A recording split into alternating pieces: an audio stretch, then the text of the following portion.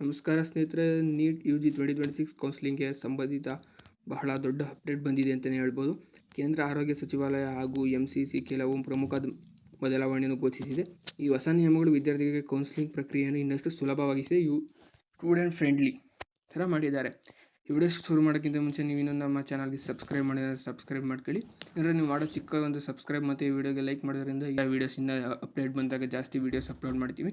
ಮುಖ್ಯ ಮಾಹಿತಿ: physical reporting ಬೇಡ. ಇನ್ನು ಮುಂದೆ ಒಂದು ಕೌನ್ಸಿಲಿಂಗ್ನಲ್ಲಿ ಸೀಟ್ ಸಿಕ್ಕಿದ್ದು ಮುಂದಿನ ರೌಂಡ್ನಲ್ಲಿ ಅಪ್ಗ್ರೇಡೇಷನ್ ಆಯ್ಕೆ ಮಾಡಿಕೊಂಡಿದ್ದರೆ ಕಾಲೇಜಿಗೆ ಹೋಗಿ ಫಿಸಿಕಲ್ ರಿಪೋರ್ಟಿಂಗ್ ಮಾಡುವ ಅಗತ್ಯವಿಲ್ಲ. ನಿಮ್ಮ ಅಡ್ಮಿಷನ್ ಕೌನ್ಸಿಲಿಂಗ್ ವ್ಯವಸ್ಥೆಯಲ್ಲೇ ಮುಂದುವರಿಯುತ್ತದೆ. ಇದರಿಂದ ಸಮಯ ಹಾಗೂ ಪ್ರಯಾಣದ ತೊಂದರೆ ಕಡಿಮೆಯಾಗುತ್ತದೆ. ಏನಪ್ಪ ಅಂದರೆ ಆನ್ಲೈನ್ ರೆಸಿಗ್ನೇಷನ್.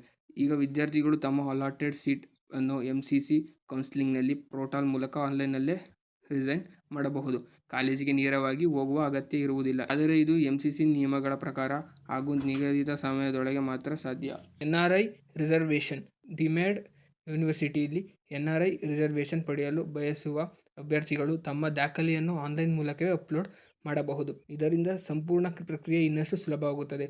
ಇನ್ನೊಂದು ಪ್ರಮುಖ ವಿಷಯ: MCC ಅಧಿಕಾರಿಗಳು ಈ ಹೊಸ ಬದಲಾವಣೆಯನ್ನು ಸರಿಯಾಗಿ ಜಾರಿಗೆ ತರಲು ರಾಜ್ಯ ಸರ್ಕಾರವು ಹಾಗೂ ವೈದ್ಯಕೀಯ ಕಾಲೇಜುಗಳಿಗೆ ತರಬೇತಿ ನೀಡುತ್ತಿದ್ದಾರೆ. ಇದರಿಂದ ಈ ವರ್ಷದ ಕೌನ್ಸಿಲಿಂಗ್ ಇನ್ನಷ್ಟು ಪಾರದರ್ಶಕ ಹಾಗೂ ಸ್ಟೂಡೆಂಟ್ ಫ್ರೆಂಡ್ಲಿಯಾಗುವ ನಿರೀಕ್ಷೆ ಇದೆ. ಗಮನಿಸಿ, ಈ ಬದಲಾವಣೆಗೆ ಪ್ರಮುಖವಾಗಿ MCC ನಡೆಸುವ 15% all India quota, demand universities ಹಾಗೂ ಸೆಂಟ್ರಲ್ ಯೂನಿವರ್ಸಿಟೀಸ್ ಕೌನ್ಸಿಲಿಂಗ್ಗೆ ಸಂಬಂಧಿಸಿದ್ದಾಗಿದೆ. ರಾಜ್ಯ ಕೌನ್ಸಿಲಿಂಗ್ಗೆ ಸಂಬಂಧಿಸಿದ ನಿಯಮಗಳು ಆಯಾ ರಾಜ್ಯಗಳ ಕೌನ್ಸಿಲಿಂಗ್ ಅಥಾರಿಟಿ ಪ್ರತ್ಯೇಕವಾಗಿ ಪ್ರಕಟಿಸುತ್ತದೆ.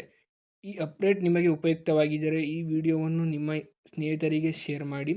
ನೀಟ್ ಹಾಗೂ ಅಡ್ಮಿಷನ್ ಸಂಬಂಧಿತ ಎಲ್ಲ ಅಪ್ಡೇಟ್ಸ್ಗಾಗಿ ನಮ್ಮ ಚಾನಲನ್ನು ಸಬ್ಸ್ಕ್ರೈಬ್ ಮಾಡಿ. ಧನ್ಯವಾದಗಳು.